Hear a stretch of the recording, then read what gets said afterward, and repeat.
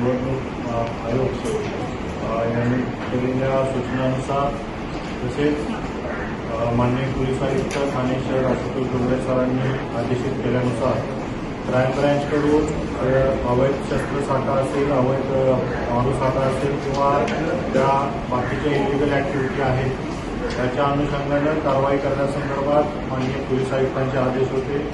त्या अनुषंगानं अपर पोलीस आयुक्त ठाणे गुन्हे शाखा पंजाबराव डोंगरे सर आणि पूर्ण आमची क्राईमची टीम याच्यावरती वर्कआउट करत असताना वेगवेगळ्या युनिटने ही कारवाई करण्यात आलेली आहे। या कारवाई अंतर्गत जवळजवळ 15 अवैध अग्निशस्त्र, पिस्टल आणि रिव्हॉल्वर 15 आपण याच्यामध्ये पकडलेले आहेत आणि त्याच्यामध्ये 28 राऊंड आपण हस्तगत केलेले आहेत।